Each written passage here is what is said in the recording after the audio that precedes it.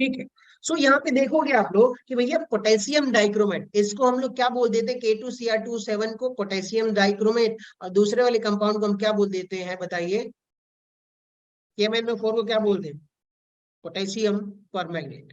यहाँ पे दोनों पोटेशियम यानी कि क्रोमियम और मैग्नीज के डी ब्लॉक ऑफ एलिमेंट कौन सा है, यहाँ पर क्रोमियम है, यहाँ पर क्या है आपका मैग्नीज है। इन दोनों का प्रिपरेशन देखेंगे, इन दोनों का स्ट्रक्चर देखेंगे, और इनके ऑक्सीडेशन स्टेट देखेंगे, और इनको कैसे प्रिपेयर किया जाता है वो तो हम देख ही रहे हैं। सो चलिए दोस्तों कंटिन्यू करते हैं। जो पहली मेरी स्लाइड होगी वो होगा कि भाई प्रिपरेशन ऑफ K2Cr2O7, हेडिंग डाल लीजिए क्या होगा, preparation of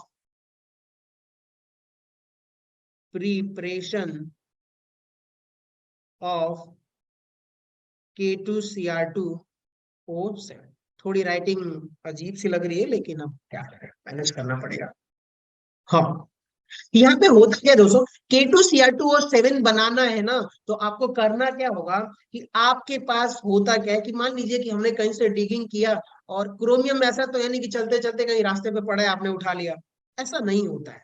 जो जितने भी केमिकल्स होते हैं इनको या तो हम केमिकली सिंथेसाइज करते हैं, लेकिन उनसे पहले आपको मैग्नीज जो है ना, डी ब्लॉक ऑफ एलिमेंट जो है अर्थ क्रस्ट वगैरह में मिलता है। कहाँ मिलता है, अर्थ क्रस्ट वगैरह में, और वहां से आपको डिगिंग करना है, डिगिंग करके निकालना है, और फिर उसके बाद से कंसंट्रेट करके एक ओर से, ठीक है, और फिर ओर को हम केमिकल रिएक्शन कर करके हम कहाँ पहुंचेंगे, पोटेशियम डाइक्रोमेट तक पहुंचेंगे।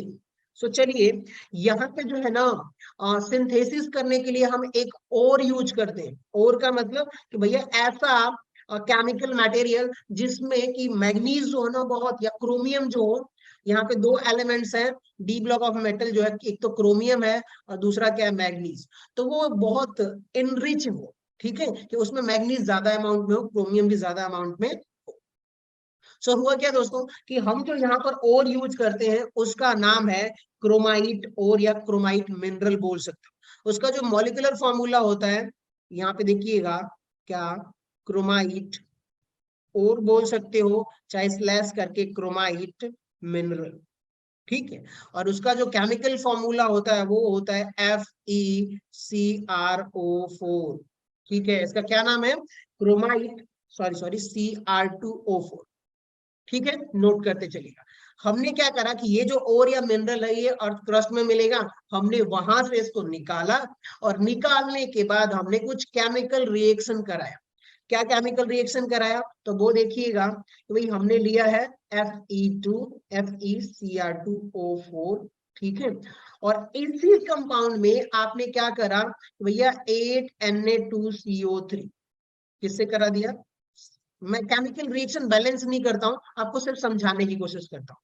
आपने क्या करा, सोडियम कार्बोनेट लिया, Na2CO3 लिया, और इसको ना ऑक्सीजन की प्रेजेंस में, एयर की प्रेजेंस में, ये जो आपने, चलिए मैं समझाने की कोशिश करता हूं कि भैया आपने एक बकेट लिया, बकेट में आपने क्या डाल दिया, FeCr2O4, हाँ, ये और डाल दिया, साथ में आपने एक और कंपाउंड डाल दिया, वो कौन सा था, Na2CO3 डाल दिया। और जब ये दोनों मिक्सचर आपको मिल गए ना, तो आपने क्या किया, बहुत हीट किया। क्या करा आप लोगों ने, इस कंपाउंड दोनों मिक्सचर को आपने हीट किया इन प्रेजेंस ऑफ ऑक्सीजन, यानी कि अगर मान लीजिए कि एक थोड़ा सा आपने कंटेनर लिया और उसमें हीट करना शुरू कर रहे हो, हीट कर रहे हो, तो ऑब्वियसली जब अगर वो ओपन सिस्टम है तो ऑक्सीजन में उसके साथ में रिएक्ट करेगा, यानी कि ये रहा आपका क्रोमाइट और, ठीक है, ये सोडियम कार्बोनेट, और ऑक्सीजन की प्रेजेंस में आप क्या कर रहे हो, रोस्टिंग कर रहे हो। ध्यान से सुनिएगा, किसी भी केमिकल को अगर ऑक्सीजन की प्रेजेंस में अगर हम हीट करते हैं या बर्न करते हैं, तो या तो आप उसको क्या बोल दीजिए कि भैया फ्यूजन करा रहे हो, फ्यूजन मतलब हीट कर रहे हो उसको, या फिर रोस्टिंग बोलते हैं, क्या करा रहे हो, रोस्ट कर रहे हो। तो जैसे ही हम यहाँ पे क्या करते हैं कि भैया ये रहा आपका क्रोमाइट और, ठीक है, ये आपका नाम लिख लीजिए, क्रोमाइट और, ठीक है, क्रोमाइट मिनरल, और इसको सोडियम कार्बोनेट ऑक्सीजन के प्रेजेंस में जब आप बर्न करोगे, हीट करोगे, चाहे रोस्ट करो, जो भी बोलना है बोलिए, तो आपको क्या मिलेगा कि यहाँ पे क्रोमाइट मिनरल है ना, तो जो होगा यहाँ पे आगे जो आपको कंपाउंड मिलने वाला है वो कौन सा कंपाउंड मिलेगा, तो सोडियम क्रोमेट मिलेगा। क्या मिलेगा, Na2CrO, इसका नाम क्या होता है बताइए? तो सोडियम क्रोमेट। ठीक है, और इसका कलर कौन सा होगा दोस्तों? तो येलो कलर। कलर कौन सा होगा?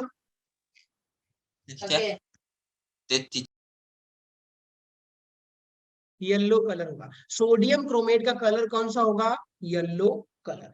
आगे और भी कंपाउंड्स बनते हैं, और आगे कौन सा कंपाउंड हो जाएगा? Fe2O3 बनेगा। ठीक है, और साथ में आप देखोगे कि 8 मोल ऑफ CO2 गैस, तो आप भूल जाइए 8 मोल को, CO2 गैस जो है रिलीज होगी।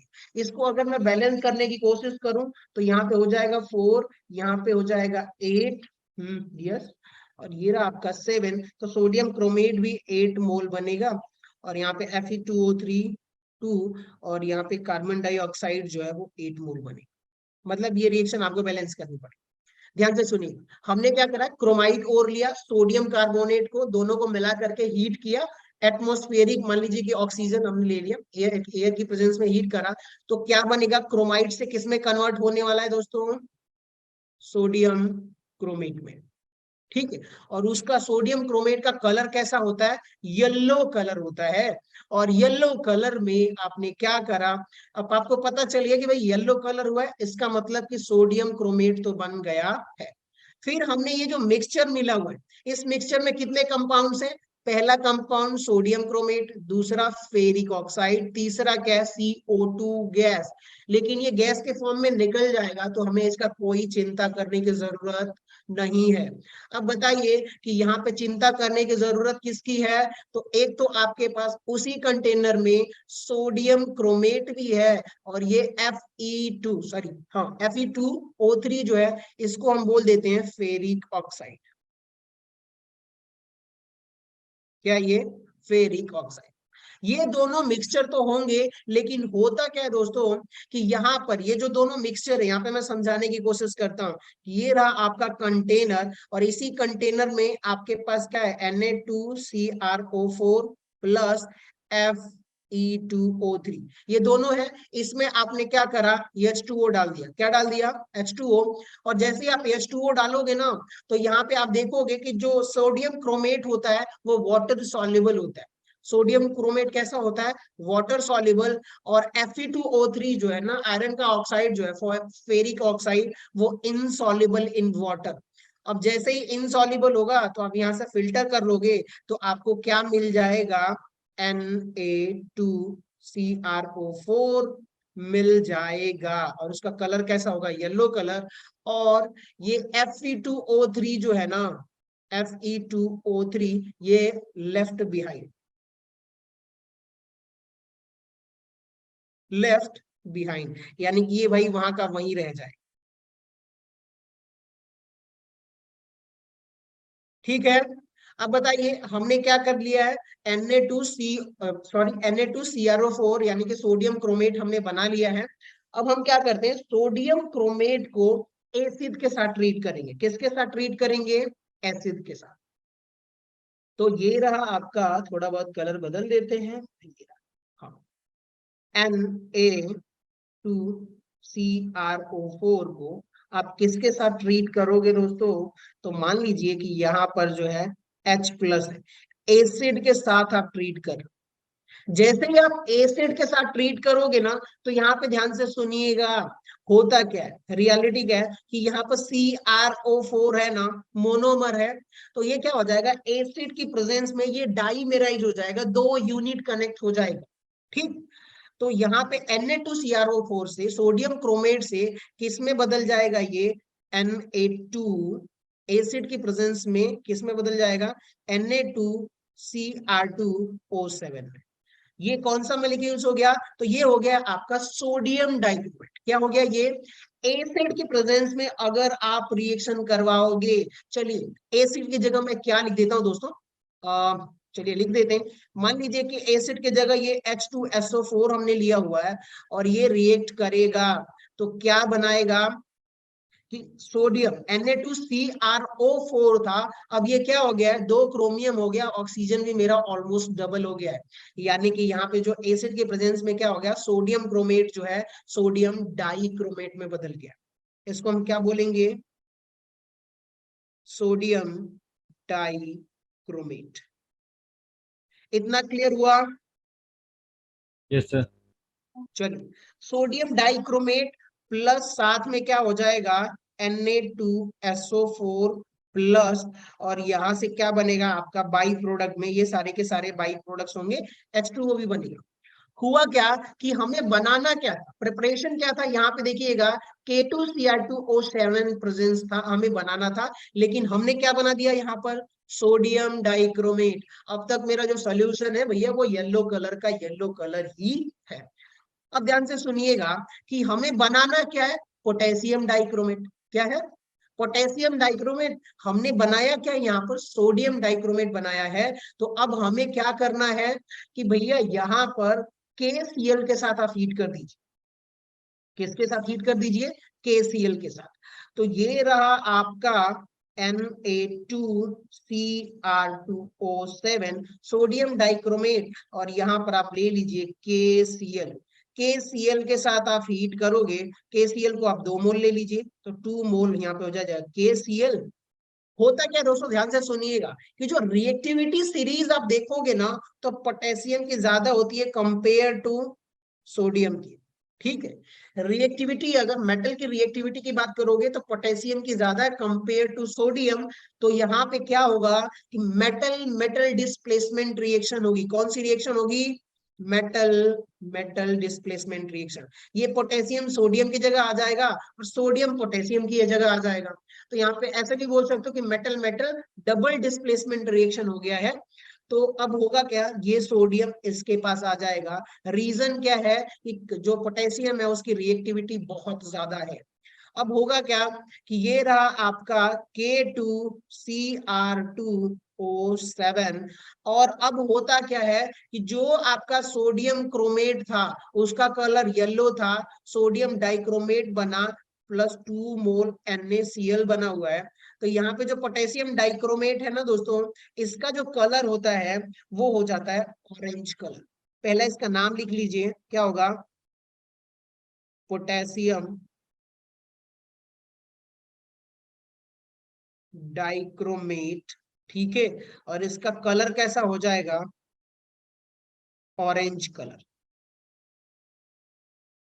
समझ गए आप लोग? Yes sir. बाकी लोग, चलिए एक बार Yes, sir. रिवीजन करा, एक बार रिवीजन कर लेते हैं। देखिए, सबसे पहले क्या है, आपको प्रिपरेशन किसका करना है, प्रिपरेशन ऑफ K2Cr2O7। आपको पोटेशियम डाइक्रोमेट बनाना है, लेकिन हम बनाएंगे कहाँ से, तो हमारे पास एक और है, क्रोमाइट और बोलिए चाहे मिनरल बोलिए उसे, किसका और है, क्रोमियम का और है। उसका फॉर्मूला क्या, मॉलिक्यूलर फॉर्मूला FeCr2O4। ठीक है, हमने क्या करा दोस्तों, यहाँ पर थोड़ा कुछ गड़बड़ लग रहा है मुझे, Cr2 हाँ ठीक है। सो हमने क्या करा, क्रोमाइट और लिया, तो ये रहा FeCr2O4। उसको सोडियम कार्बोनेट के साथ में इन प्रेजेंस ऑफ एयर यानी कि ऑक्सीजन की प्रेजेंस में हमने हीट करा, रोस्ट करा, तो क्रोमाइट और किस में बदल गया, यहाँ पे देखिएगा सोडियम क्रोमेट में। ठीक है, क्रोमाइट से किस में बदल गया, सोडियम क्रोमेट में बदल गया, और उसका कलर कौन सा होता है, तो येलो इन कलर होता है, और साथ में फेरिक ऑक्साइड और CO2 भी है। लेकिन हमें चाहिए क्या, पोटेशियम डाइक्रोमेट बनाना है, तो हमें Fe, ध्यान से सुनिएगा, जो सेकेंड प्रोडक्ट है इसकी कोई जरूरत नहीं है, CO2 की कोई जरूरत नहीं है। तो CO2 तो गैस के फॉर्म में निकल जाएगा, लेकिन Fe2O3 जो है ये नहीं निकलेगा। और जब मैं आगे यहाँ पे आऊंगा तो यहाँ पे देखिएगा सोडियम क्रोमेट के साथ साथ H2SO4 से ट्रीट कर रहा हूँ, तो अगर मैं Fe2O3 साथ में होता तो इसके साथ भी थोड़ा बहुत रिएक्शन होती, इम्प्योरिटी आ जाता। तो उसको हमने क्या करा, हमने चेक करा, तो सोडियम क्रोमेट जो है ना वो वाटर में सॉल्युबल है, और Fe2O3 यानी कि फेरिक ऑक्साइड सॉल्युबल नहीं है। तो हमने क्या करा कि उसमें पानी डाला, वो जो मिक्सचर यहाँ पे बना हुआ है, और इस मिक्सचर में आप जैसे पानी डालोगे सोडियम क्रोमेट सॉल्युबल होगा, तो उसको फिल्टर करेंगे तो पानी के साथ आ जाएगा, और ऊपर जो है Fe2O3 ऊपर का ऊपर लेफ्ट बिहाइंड यानी ऊपर रह गए। अब हम क्या करेंगे कि भैया उसको कोई मतलब नहीं है Fe2O3 से, हमने सोडियम क्रोमेट को लिया और सोडियम क्रोमेट को एसिड के साथ ट्रीट करेंगे तो CrO4 जो है ना वो डाईमेराइज हो जाएगा। क्या हो जाएगा यहाँ पर? डाईमेराइज। डाईमेराइज हो गया, यानी कि एक क्रोमियम था तो पहले 2 क्रोमियम में बदल गया, ये हो गया सोडियम डाइक्रोमेट। ठीक है, और ये जो सोडियम डाइक्रोमेट और साइड साइड प्रोडक्ट आपको क्या मिलेगा? Na2SO4 plus H2O। ठीक, ये रिएक्शन आपको याद करनी पड़ेगी। और अब हमने क्या करा कि सोडियम क्रोमेट हमने बनाया, लेकिन हमें बनाना क्या था? Potassium dichromate. तो हमें पता है, हम इतने स्मार्ट है कि यहाँ पर जो पोटेशियम का जो है रिएक्टिविटी होती है वो ज्यादा होती है कंपेयर टू सोडियम। तो हम क्या करेंगे? KCl के साथ रिएक्ट करवाएंगे तो ये जो पोटेशियम है सोडियम को क्या कर देगा? रिप्लेस कर देगा और सोडियम पोटेशियम की जगह आ जाएगा। तो आपको सिंपली आपको क्या मिल गया? पोटेशियम डाइक्रोमेट मिल गया है। और जो पोटेशियम डाइक्रोमेट का कलर होता है वो कैसा होता है? Orange in colour. तो यानी कि यहाँ पर आप देखोगे कि येलो से, अब हमारा अगर कलर, ध्यान से सुनिएगा, येलो से अगर ऑरेंज होता है, इसका मतलब दोस्तों कि आपने जो है रिएक्शन सक्सेसफुली कंप्लीट कर दिया है। ठीक है, इतना क्लियर हुआ? समझ में आ गया? Yes sir. चलिए, तो ये प्रिपरेशन था पोटेशियम डाइक्रोमेट का। अब आ जाते हैं इसके कुछ इंपॉर्टेंस और भी चीजें हैं। कलर याद रखिएगा और ये रिएक्शंस भी याद रखिएगा आप लोग। इसके कुछ स्ट्रक्चर्स हैं वो भी हम देख लेते हैं। तो बेसिकली 1 मिनट।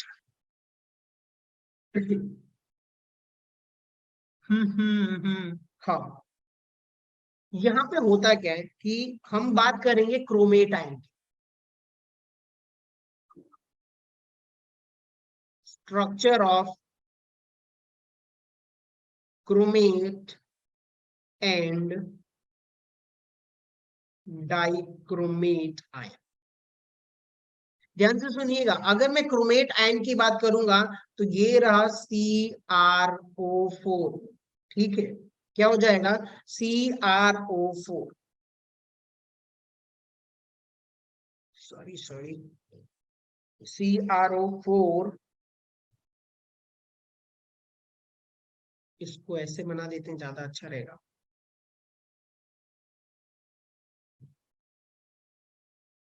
ठीक है, स्ट्रक्चर दिखाई दिया आप लोगों को? Yes sir. यस ठीक है, अब ध्यान से सुनिए, ये जो स्ट्रक्चर है अगर इसका मैं फॉर्मूला लिखूं तो ऐसे लिख सकता हूँ K2CrO4। और अगर मैं आयनिक फॉर्म में लिखूं तो ये आयनिक फॉर्म में क्या हो जाएगा? 2K प्लस प्लस यहाँ पे क्या हो जाएगा? CrO4 2 minus. यहाँ पे ध्यान से देखिएगा कि यहाँ पे क्या है, अगर पूरे कंपाउंड की बात करूंगा तो ये क्या हो जाएगा? पोटेशियम क्रोमेट होगा। और अगर मैं सिर्फ आयंस की बात करता हूँ, इसको मिटा देता हूँ फिलहाल के लिए, तो ये जो आयन होगा इसको हम क्या बोलेंगे? Chromate ion. क्या बोलेंगे? Chromate ion. ठीक है, नोट करते रहिए साथ में। अब आ जाइए, क्रोमेट आयन में ना इसका हम ऑक्सीडेशन स्टेट बताते हैं। ऑक्सीडेशन स्टेट क्या बताते हैं? बताइए, ऑक्सीडेशन स्टेट। कोई बताएगा ऑक्सीडेशन स्टेट यहाँ पे क्रोमियम का कितना है? 2 नेगेटिव। ऑक्सीडेशन नंबर या ऑक्सीडेशन स्टेट, चलिए मान लेते हैं कि क्रोमियम का X है। ठीक है, प्लस, सॉरी, X प्लस, और ऑक्सीजन यहाँ पर कितने हैं? तो जो ऑक्सीजन है वो 4 है। तो क्या हो जाएगा कि यहाँ पे -2 इंटू 4 इक्वल्स टू, पूरे मॉलिक्यूल्स पे चार्ज कितना है? तो 2 यूनिट निगेटिव, तो 2 यूनिट निगेटिव। एक्स की वैल्यू आप निकालिए, यहाँ पर निकालिए तो कितना आएगा? +6 ऑक्सीडेशन स्टेट आएगा कि नहीं आएगा? Yes sir. क्रोमेट आयन में ऑक्सीडेशन स्टेट दोस्तों +6 होता है। चलिए, बहुत बढ़िया। लेकिन अब एक बात बताइए, अगर मैं इलेक्ट्रॉनिक कॉन्फ़िगरेशन की बात करूंगा तो वो इलेक्ट्रॉनिक कॉन्फ़िगरेशन आप चेक करिए तो यहाँ पे देखोगे कि ये रहा आपका chromium 3d5 and 4s1, total 6 electron ही है क्रोमियम के पास। ठीक, लेकिन अब मैं क्रोमियम 6, सॉरी दोस्तों, 6 प्लस की बात करूंगा तो क्या 6 के 6 इलेक्ट्रॉन निकल गए तो 3d 0 हुआ कि नहीं हुआ? Yes, sir. कितने लोग एग्री कर रहे हैं कि मैंने सही लिखा है? Yes, sir. Yes, sir. क्योंकि भाई 6 प्लस का मतलब कि भैया टोटल डी में 5 इलेक्ट्रॉन है, 4s में 1 इलेक्ट्रॉन है, पूरे के पूरे इलेक्ट्रॉन ऑब्वियसली आपके निकल गए हैं। यानी कि अब जो आपका कलर होने वाला है, सॉरी कॉन्फ़िगरेशन होने वाला है, वो D0 होने वाला है। और मैंने आपको पहले भी बता चुका हूं कि अगर D0 होगा तो वो कंपाउंड कैसा होना चाहिए, कलरलेस होना चाहिए कि नहीं होना चाहिए? Yes, sir. तो यहाँ पे आपने देखा कि पोटेशियम क्रोमेट या डाइक्रोमेट था, उसका येलो और ऑरेंज कलर आ रहा था। क्यों आ रहा था उसका एक्सप्लेनेशन मैं दूंगा, लेकिन उससे पहले हम हाइब्रिडाइजेशन प्रेडिक्ट कर लेते हैं। सो ये कैसा होता है, कलरलेस नहीं होता है, ये कैसा हो जाता है दोस्तों, कलरफुल। ठीक है, एक ही एल होता है ना, कलरफुल होगा। इसका रीजन है मैं बता दूंगा, डीडी ट्रांजिशन तो आपको पता चल गया।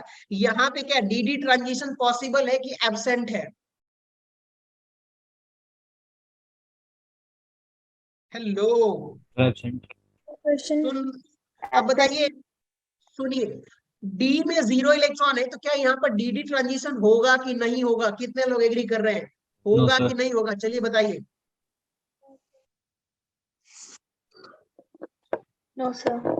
नहीं होगा ना ऑब्वियसली, क्योंकि इलेक्ट्रॉन ही नहीं है तो कहां से होगा? यानी कि अब जो कलर की बात कर रहे हैं ना, वो किसी और रीजन की वजह से हो रहा है, डी डी ट्रांजिशन की वजह से नहीं हो रहा है। तो कुछ और भी रीजन है, 2 फैक्टर्स हैं, उसको भी हम स्टडी कर लेंगे। लेकिन चलिए, अब आगे हमने क्रोमेट का देख लिया है, अब बात आती है हाइब्रिडाइजेशन की। दोस्तों किसकी बात करेंगे हम लोग? भैया हाइब्रिडाइजेशन इसका क्या होने वाला है? ऑक्सीडेशन नंबर चेक कर लिया हमने, डीडी ट्रांजिशन चेक कर लिया। अब बात आती है हाइब्रिडाइजेशन की। हाइब्रिडाइजेशन, देखिए हाइब्रिडाइजेशन का फॉर्मूला क्या होता है, तो हम यहाँ पे ध्यान से सुनिएगा। Hybrid orbital, hybrid orbital equals to क्या होता है, नंबर जिसका निकालना है उसी की बात करेंगे, number of sigma bond plus number of lone pair, number of lone pair electron. ठीक है, समझ गए आप लोग? अब बताइए, यहाँ पे देखिएगा क्रोमियम की अगर आप चेक करोगे तो इस क्रोमियम से कितने सिग्मा बॉन्ड अटैच्ड है, कोई बताएगा मुझे? 4. दोस्तों और कोई? बाकी लोग तो बोल दो यार, कम से कम थोड़ी एनर्जी रखो यार, कहाँ हो आप? थोड़ा बोलो, बताइए। ये जो क्रोमियम स्ट्रक्चर है यहाँ पर देखिए, ये एक क्या होगा, पाई होगा, तो ये एक सिग्मा, ये एक सिग्मा होगा, तो ये वाला क्या हो जाएगा आपका पाई। ये सिंगल बॉन्ड है तो सिग्मा, ये भी क्या हो जाएगा, 4. सिग्मा। अब बताइए टोटल सिग्मा बॉन्ड कितने हो गए इसमें? So 4. 4। ठीक है, ये रहा 4 plus lone pair of electron. Chromium के पास टोटल 5 सॉरी 6 इलेक्ट्रॉन होता है ना, और 6 के 6 में एक एक शेयर करके, यहाँ पे देखिएगा 2 इलेक्ट्रॉन यहाँ पे शेयर्ड है, 2 इलेक्ट्रॉन यहाँ पर, 1 इलेक्ट्रॉन यहाँ, 1 इलेक्ट्रॉन यहाँ, तो टोटल 6 इलेक्ट्रॉन तो शेयर हो चुके हैं। और जब ये टोटल 6 इलेक्ट्रॉन शेयर हो गए तो इसके पास लोन पेयर तो है ही नहीं, यानी लोन पेयर 0। अब नंबर ऑफ हाइब्रिड ऑर्बिटल 4 आया है, तो वो क्या, वो sp3 होगा कि नहीं होगा? देखिए 3 p Yes, sir. और 1 s, तो टोटल 4 हुए कि नहीं हुए? और जब sp3 होगा तो ये जो स्ट्रक्चर है दोस्तों, ये निकल के आ जाएगा टेट्राहेड्रल। क्लियर, सबको समझ में आया? थोड़ा बहुत केमिकल बॉन्डिंग आपको रिवीजन करना पड़ेगा। चलिए रिवीजन करा देता हूं। मान लीजिए कि नंबर ऑफ हाइब्रिड ऑर्बिटल, यहाँ पे ये देखिए हाइब्रिड ऑर्बिटल निकाल रहे थे, उसको शॉर्टकट लिखता हूं HO, हाइब्रिड ऑर्बिटल। अगर 2 होगा, 1 पॉसिबल ही नहीं है, अगर 2 होगा तो वो sp होगा, अगर हाइब्रिड ऑर्बिटल अगर क्या हो जाए 3 हो जाए तो sp2 होगा, अगर 4 हो जाए तो क्या हो जाएगा sp3, और 5 हो जाए तो क्या हो जाएगा sp3d। ठीक है, इनका शेप क्या होगा लीनियर ट्राइगोनल प्लेनर टेट्राहेड्रल, और यहाँ पे क्या हो जाएगा इसका अलग शेप है। दो कंडीशंस पॉसिबल है, एक तो आपका क्या हो सकता है वी शेप, सॉरी बहुत सारे पॉसिबल स्ट्रक्चर है लेकिन यहीं तक अभी हम लोग लिमिट रखते हैं। ठीक है, Yes. समझ गए आप लोग? Yes, sir. चलिए, तो ध्यान से सुनिएगा, ऑक्सीडेशन स्टेट इसका कितना होता है, इसमें +6 होता है। इसका कलर क्यों शो करता है, वो डीडी ट्रांजिशन की वजह से नहीं, किसी और रीजन की वजह से करता है। हाइब्रिडाइजेशन इसका कितना होता है, sp3 होता है, और इसका जो शेप है वो क्या है बताइए, टेट्राहेड्रल। चलिए बहुत बढ़िया दोस्तों, अब आ जाइए पोटेशियम डाइक्रोमेट की बात करते हैं। पोटेशियम डाइक्रोमेट का जो स्ट्रक्चर होता है वो क्या होता है, तो ये रहा K2Cr2O7, सॉरी ये मॉलिक्यूलर फॉर्मूला है, स्ट्रक्चर देखिए तो ये रहा, कलर कलर कलर चेंज करते हैं, व्हाइट कलर, ये क्रोमियम है, इससे एक ऑक्सीजन अटैच्ड है, इससे एक क्रोमियम अटैच्ड है, यहाँ पर डबल बॉन्ड, यहाँ पर डबल बॉन्ड, यहाँ पर भी सिमिलरली डबल बॉन्ड। ये उल्टा बना रहा हूं मैं, उल्टा बना रहा हूं, थोड़ा जमेगा नहीं। सो ये रहा, देखो आप लोग,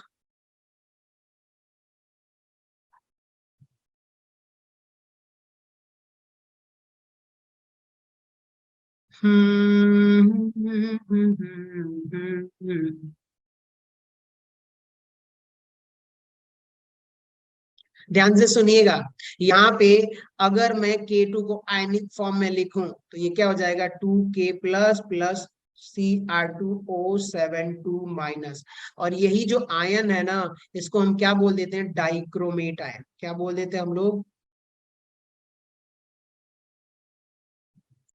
बताइए क्या बोलते हैं इसको हम लोग, डाइक्रोमेट आयन। ठीक है, डाइक्रोमेट क्यों, क्योंकि यहाँ पे आप देख रहे हो कि भैया 2 क्रोमियम है।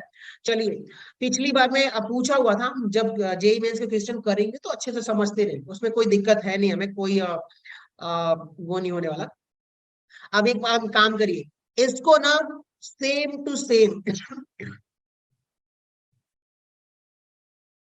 हाँ, एक काम करिए, यहां से डिवाइड कर दीजिए, डिवीजन आता है ना आप लोगों को, कभी रोटी खाई होगी तो तोड़ के जैसे खाते हैं वैसे तोड़ दीजिए।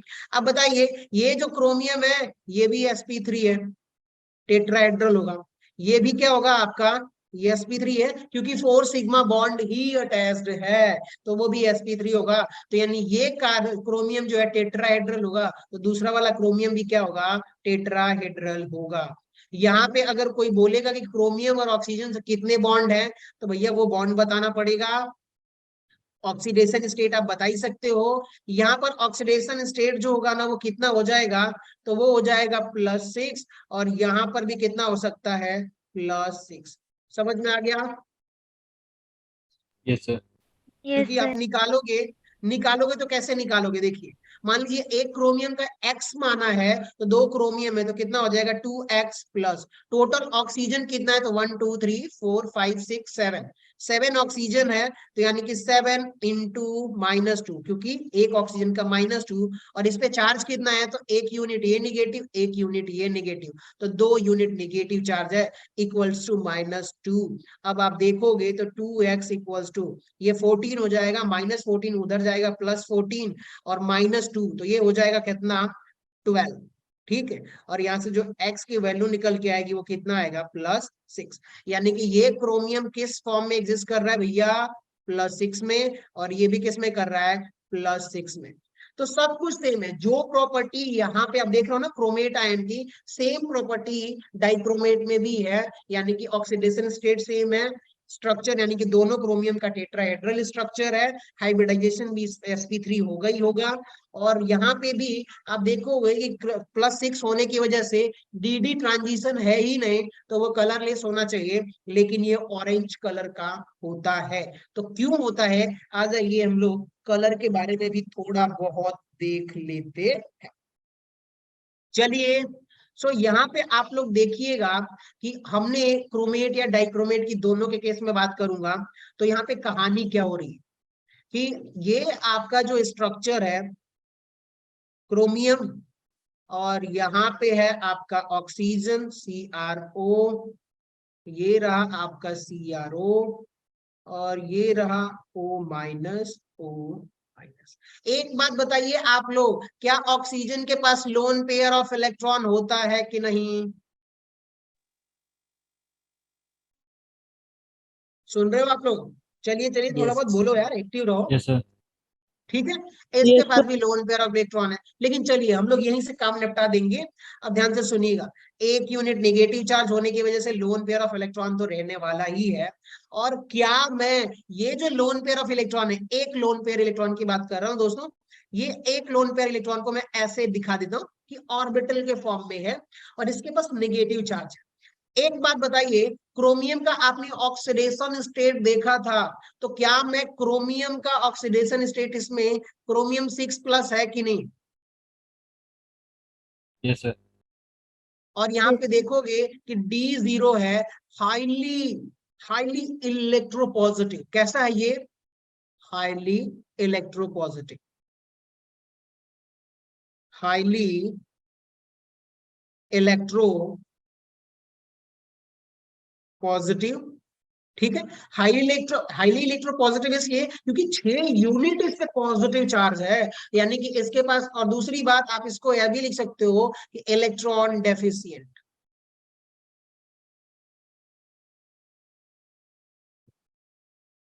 क्या बोल सकते हैं? इलेक्ट्रॉन डेफिशिएंट, और chromium have a vacant D orbital. क्या होगा? Vacant D orbital. तीन चीजें ध्यान से सुनिएगा। अब क्या हो रहा है यहाँ पर दोस्तों कि अब मैं क्रोमियम को क्या बोल सकता हूं? मेटल बोल सकता हूं कि नहीं बोल सकता? और ये जो ऑक्सीजन है ना, ये ऑक्सीजन जो देख रहे हो, जो इलेक्ट्रॉन दे रहा है मेटल को, इसको ऑक्सीजन को हम क्या बोल देते हैं? लिगेंड बोल देते हैं।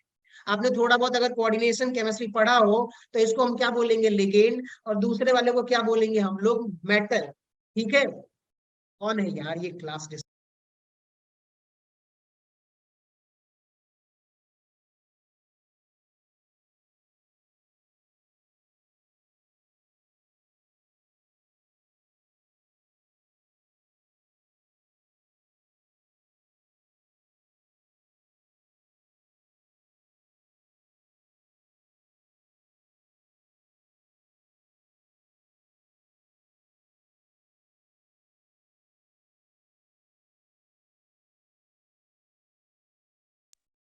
ठीक है, सॉरी सॉरी सॉरी, चलिए कंटिन्यू करते हैं हम लोग।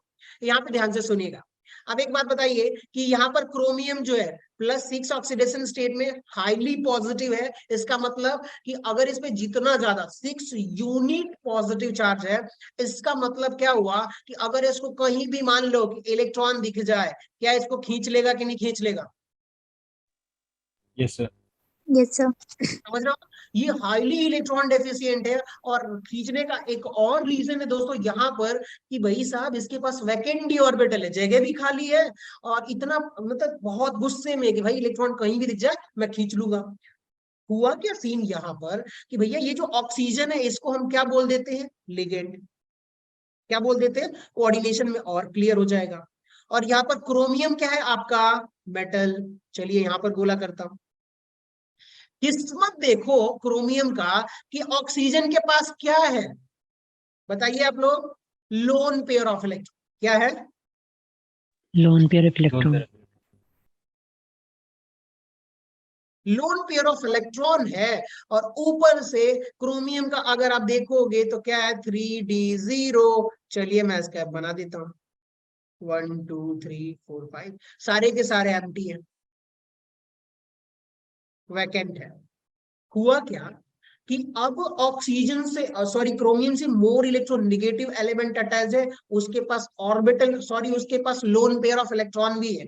तो यहाँ पे मैं ड्रॉ करता हूं, देखिएगा। क्रोमियम के पास मान लो कि ये रहा एक डी एम्प्टी ऑर्बिटल, इनमें से कोई एम्प्टी डी ऑर्बिटल है। देखिए ये भी एम्प्टी है, ये भी एम्प्टी है, ये भी एम्प्टी है। हुआ क्या कि ये जो ऑक्सीजन है ना, ये इलेक्ट्रॉन जो है एम्प्टी डी ऑर्बिटल में शेयर कर देता है। क्या कर देता है बताइए? लिगेंड ने मेटल को इलेक्ट्रॉन दे दिया। अब एक बात बताइए, यहां पर चार्ज ट्रांसफर कहां से हो रहा है? हियर चार्ज ट्रांसफर, ठीक है, transfer from ligand to metal. This is the reason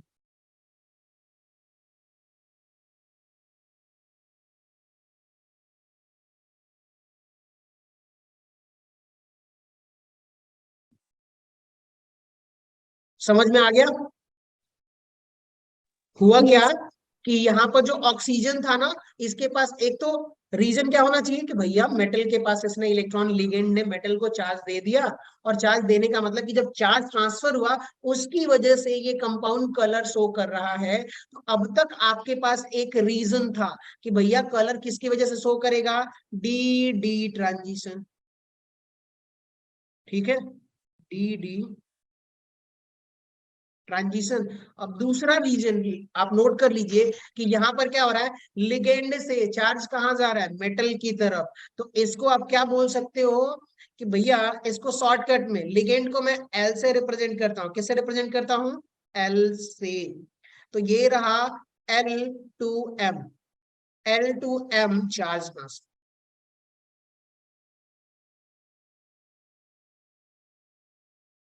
ठीक है। तो ये दूसरा रीजन लिख लीजिए कि अगर कहीं भी अगर आपको मिलता है कि भाई कलर शो कर रहा है कोई कंपाउंड D0 है, उसका मतलब रीजन क्या हो सकता है कि लिगेंड से मेटल की तरफ चार्ज ट्रांसफर हो रहा है, जिसकी वजह से वो कंपाउंड क्या कर रहा है? कलर शो कर रहा है, ठीक है। तो दूसरा रीजन लिख लीजिए, ligand to metal charge transfer.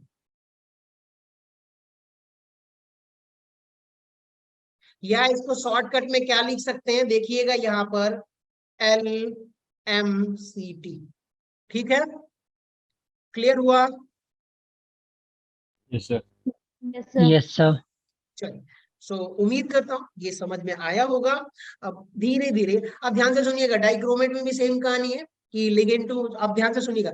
और इसकी कंडीशंस क्या क्या हो सकती है कि जो मेरा सेंट्रल एटम मेटल है ना, वो हाईली इलेक्ट्रोपॉजिटिव होना चाहिए, +5 +6 +7 होना चाहिए। अगर +3 होता तो ये नौबत ही नहीं आती, उसके पास इलेक्ट्रॉन होता ही होता, डी इलेक्ट्रॉन्स, ठीक है। चलो, एक और होता है, साथ में ऐड कर लीजिएगा। अब ध्यान से सुनिएगा, लिगेंड टू मेटल होता है ना, अगर मान लीजिए कहीं कहीं मान लीजिए कि ये रहा मेटल है और यहाँ पर एक कोई ऐसा कंपाउंड अटैच्ड है, क्या है? यहाँ पर कोई मान लीजिए कि एक बी एटम है जिसके पास एम्प्टी बी ऑर्बिटल है। क्या है ये? Empty orbital. मान लीजिए क्या है ये? एम्प्टी ऑर्बिटल, और उस मेटल के पास लोन पेयर ऑफ इलेक्ट्रॉन है, ठीक है। तो वो क्या करेगा, अगर यहाँ पर मेटल से लिगेंड की तरफ अगर इलेक्ट्रॉन चार्ज ट्रांसफर करता है, तो उसको हम क्या बोल देते हैं? Metal to ligand charge transfer. क्या बोलेंगे उसको हम लोग?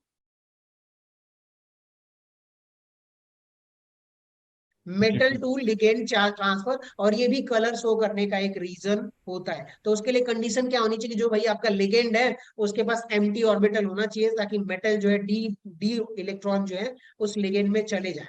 लेकिन कोई बात नहीं, आपको लिगेंड टू मेटल समझ में आ गया है, तो मेटल टू लिगेंड भी आगे कहीं आएगा तो बता दूं, ठीक है। ये नोट कर लीजिएगा। और बाकी तो खैर कोई बात नहीं, इतना सफिशियंट डेटा है जो मैंने बता दिया है। अब आगे आते हैं, इनके कुछ और भी प्रॉपर्टीज हैं।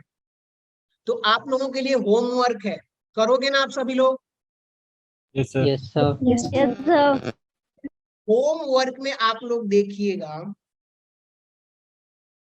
कि यहाँ पर ना आपको ना यूजेस ऑफ K2Cr2O7 आपके एनसीईआरटी के बुक में डीएनएफ ब्लॉक में आप देखोगे कि प्रिपरेशन ऑफ पोटेशियम डाइक्रोमेट और पोटेशियम परमैंगनेट है। तो उनके आखिरी में ना uses of potassium dichromate potassium permanganate दिया हुआ है, उसको प्लीज आप लोग याद कर लीजिए। ठीक है, अगर स्लाइड होती तो मैं एक बार गो थ्रू हो जाता, लेकिन यहाँ पे मैंने रखा नहीं है।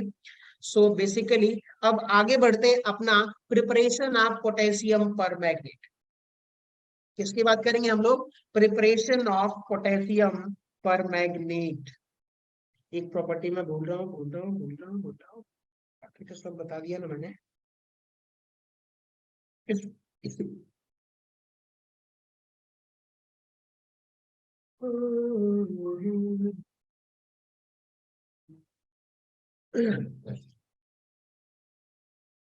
चलिए ठीक है, क्रोमेट की एक और इंपॉर्टेंट रिएक्शन याद आ गई है, उसको भी लिखाई देता हूं यहाँ पर, इसको इंपॉर्टेंट मार्क कर लीजिएगा।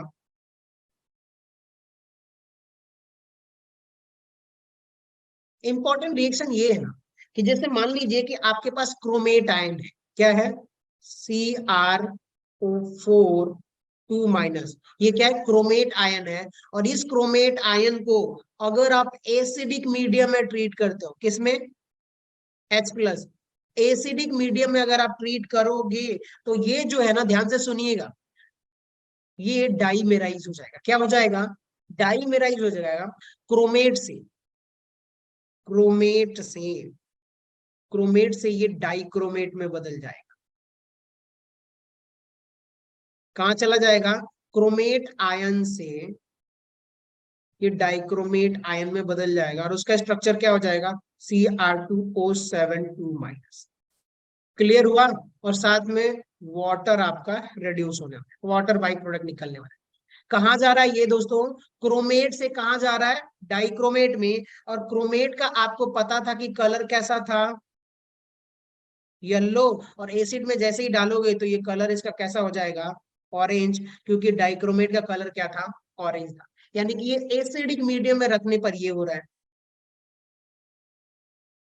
एसिडिक मीडियम की कहानी है। अब बात आती है, ये जो आपकी रिएक्शन थी, दूसरी रिएक्शन आ जाइए अब बेसिक मीडियम में कर दीजिए। क्या कर दीजिए?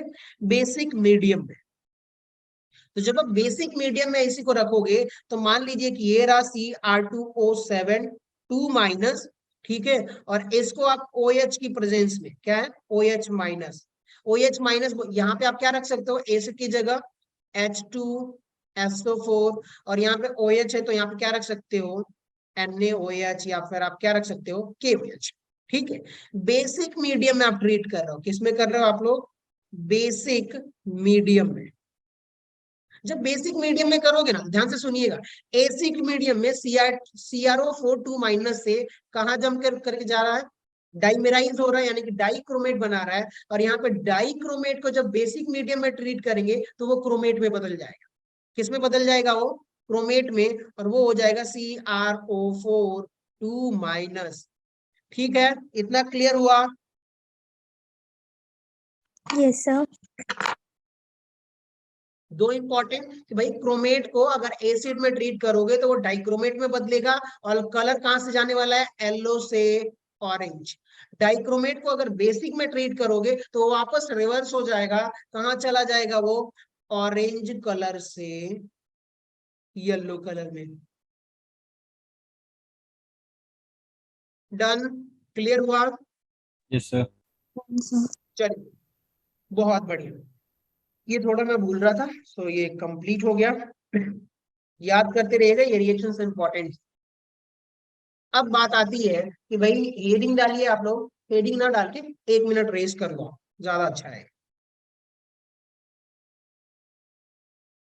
एक काम करो आप लोग, रेस करना चाहो तो रेस कर लो, और जिनको ये वाली रिएक्शन जो मैंने पिछली पढ़ाई थी उसको रिवीजन कर लीजिए फटाफट। जो भी इंपॉर्टेंस है हाईलाइट कर लीजिए, रिवीजन कर लीजिए, नोट कर लीजिए उसको अच्छे से।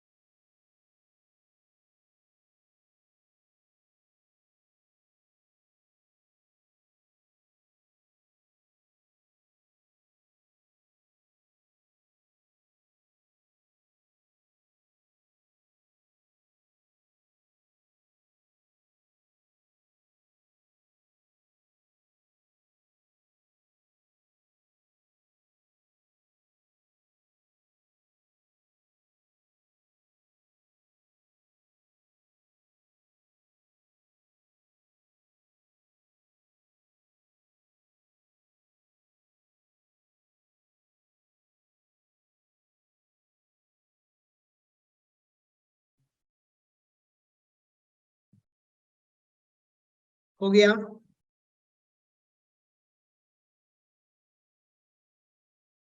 Hello, Yes, sir. Yes, sir. Yes, चलिए sir. ग्रेट। सो कंटिन्यू करते हैं आगे जी। अब बात करते हैं प्रिपरेशन ऑफ पोटेशियम पर मैग्नेट। किसकी बात करेंगे हम लोग? प्रिपरेशन ऑफ पोटेशियम पर मैग्नेट। हेडिंग डालिए, प्रिपरेशन ऑफ KMnO4। इसका भाई नाम होता है पोटेशियम पर मैग्नेट, ठीक है। और इसको किस ओर से बनाएंगे तो आप नाम रख लीजिए, इसको हम प्रिपेयर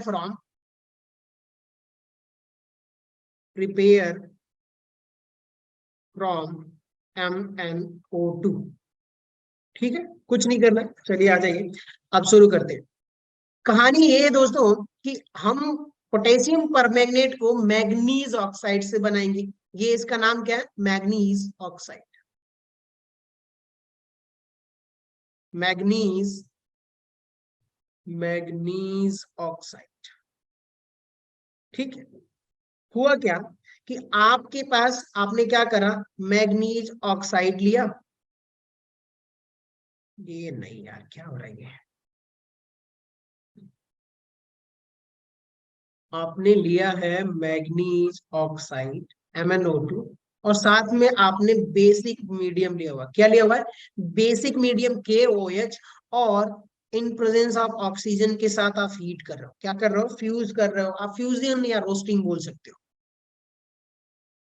रोस्टिंग। अच्छा, आप लोगों ने, कितने लोगों ने सुना है रोस्टेड चिकन? रोस्टेड चिकन का मतलब समझ में आता है? कोई बताएगा मुझे? Hello, Yes, sir. Roasted chicken का मतलब क्या होता है कि जैसे आप लोग देखो, जैसे ठंडी वगैरह में लोग कुछ ठंडी होता है तो लोग लकड़ी उकड़ी जला के चारों तरफ से घेर लेते हैं। तो वैसे ही होता क्या है ना कि रोस्टिंग का मतलब, या रोस्टिंग का या रोस्टेड चिकन का मतलब ये कि भाई आपने अलाव जलाया और अलाव जलाने पे आप सीधा चिकन को क्या कर रहे हो, आप डायरेक्टली उसको ना फायर के कांटेक्ट में आप उसकी भुनाई भुनाई जो करना है वो कर रहे हो। सेम थिंग हैपन रोस्टिंग का। यही मतलब है कि आपने एक बहुत बड़ा सा कंटेनर लिया, उसमें आप बर्न कर रहे हो, लेकिन साथ में खुले आसमान में, खुले यानी कि एयर जो आ रहा है, जो एटमॉस्फेयर का एयर है वो कांटेक्ट में होना चाहिए। ऐसे प्रोसेस को हम क्या बोलेंगे? रोस्टिंग।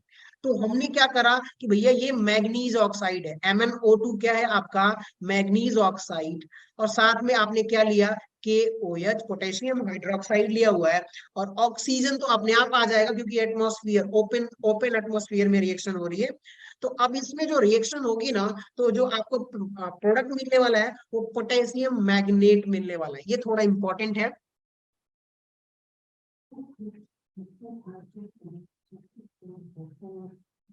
हाँ, जो प्रोडक्ट मिलने वाला है वो क्या मिलेगा आपका?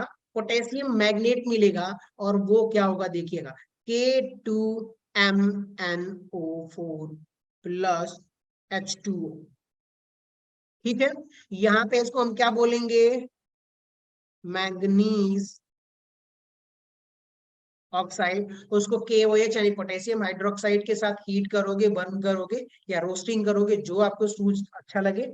तो ये क्या बनेगा? मैग्नीज ऑक्साइड से पोटेशियम मैग्नेट,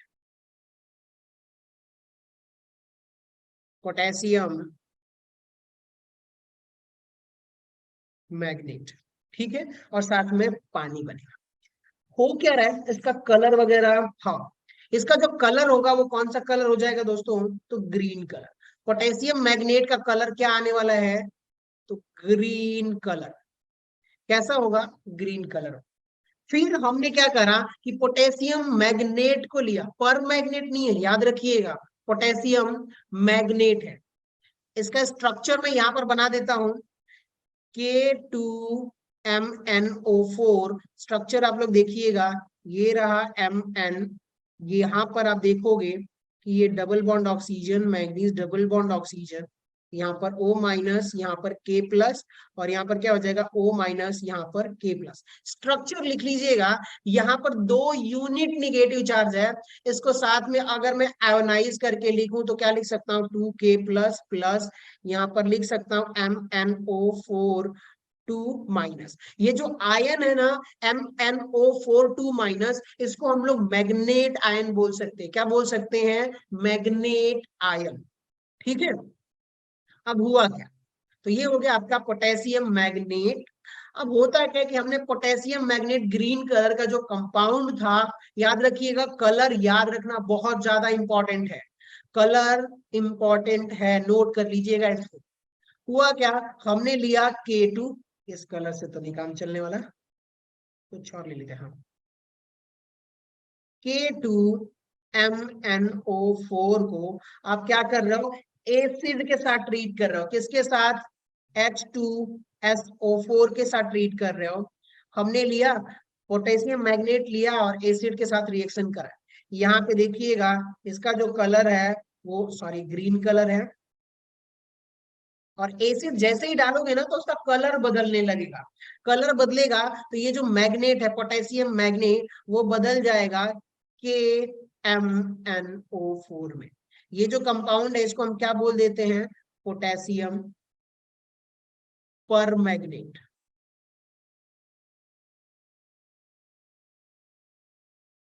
ठीक है, इसको हम क्या बोलेंगे?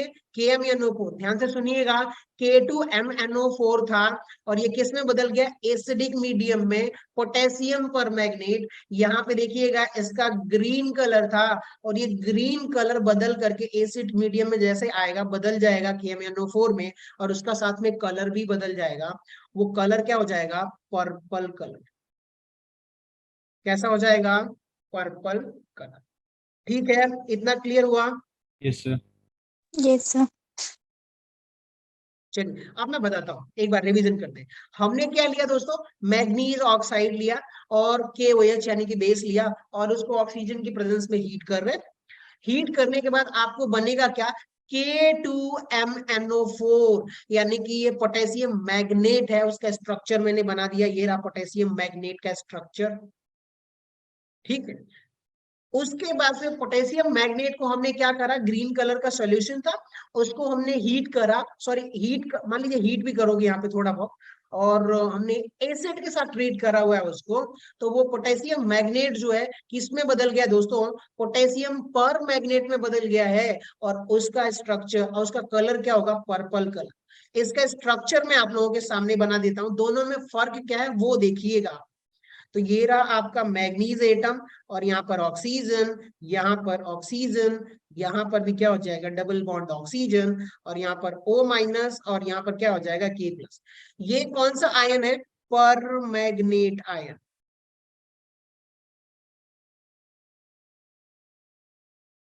ठीक है, और ये कौन सा आयन है?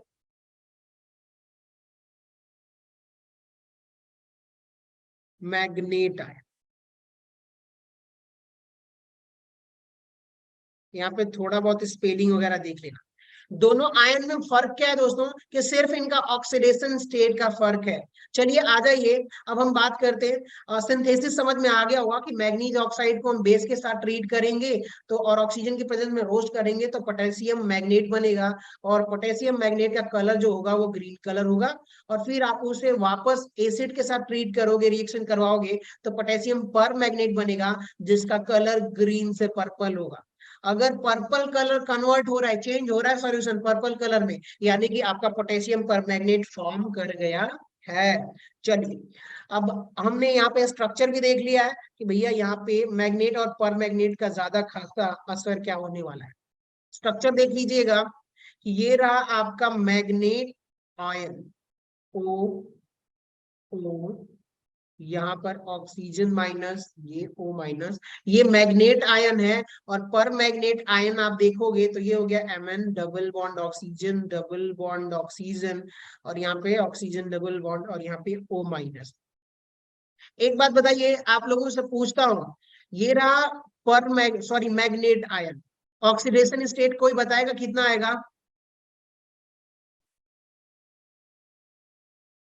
मैग्नेट आयन में मैग्नीज का ऑक्सीडेशन स्टेट और यहाँ पे पर मैग्नेट है।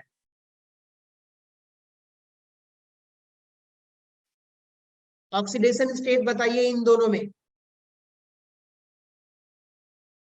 हेलो, कोई तो बोल दो यार। +6 मैग्नेट आयन। मैग्नेट आयन में यहाँ पे OS लिख देता हूं, ऑक्सीडेशन स्टेट आएगा +6 और यहाँ पर +7।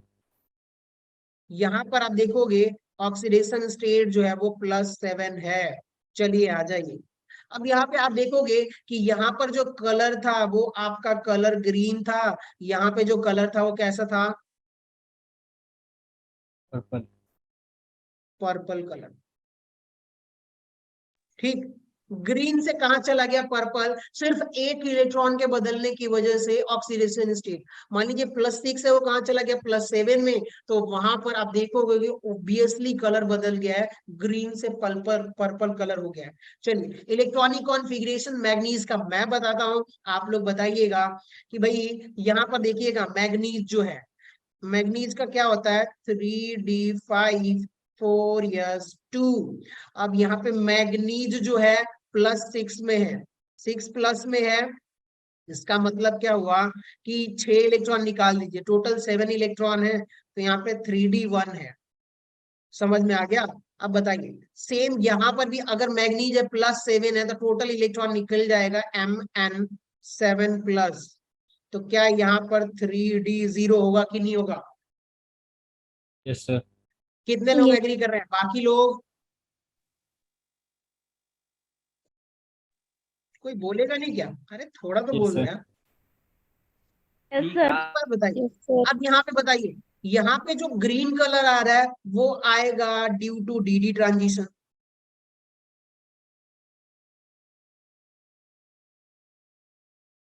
लेकिन यहाँ पर किसकी वजह से आएगा, कोई बताएगा मुझे? Ligand to metal.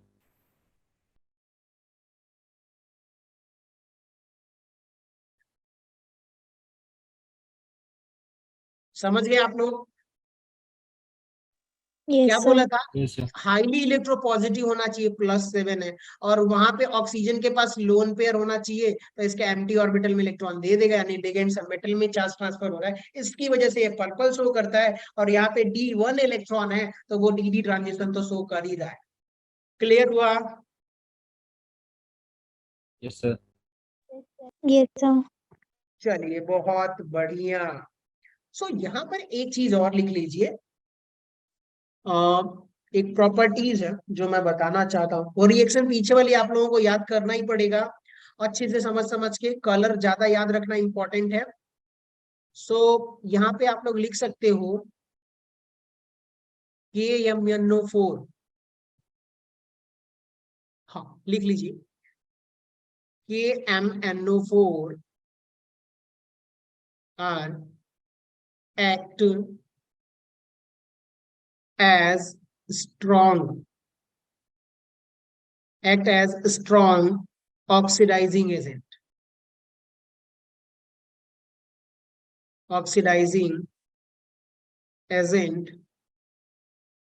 in acidic, basic and neutral medium. ठीक है, KMnO4 जो है ना वो स्ट्रॉन्ग ऑक्सीडाइजिंग एजेंट की तरह काम करता है, और कोई भी मीडियम ले लीजिए, एसिडिक चाहे बेसिक चाहे न्यूट्रल, ठीक है, किसी को भी ये ऑक्सीजन दे सकता है। बस इतना ही था। ये DNF ब्लॉक, डी ब्लॉक तो पूरा कंप्लीट हो गया दोस्तों। अब बात करेंगे हम लोग F ब्लॉक ऑफ एलिमेंट की। और एक और चीज साथ में नोट कर लीजिए, क्योंकि याद आ ही रहा है, सारी चीजें पिछले जेई मेंस में पूछा हुआ है। ठीक है, तो यहाँ पे ध्यान से सुनिएगा, मिक्स मेटल की बात करते हैं, MISCH, मिक्स मेटल, या फिर आप बोल सकते हो pyrophoric mix metal, pyrophoric mix metal. Pyrophoric mix metal या मिक्स मेटल जो है, ये सारे के सारे जो है ना, यहाँ पे देखिएगा, इसमें तो लेंथेनाइट पढ़ना चाहिए था, लेंथेनाइट में है ये। ठीक है, रहने दीजिए इसको। लेंथेनाइट पढ़ेंगे तो ज्यादा समझ में आ जाएगा आप लोगों को, अभी कोई इसकी जरूरत नहीं है।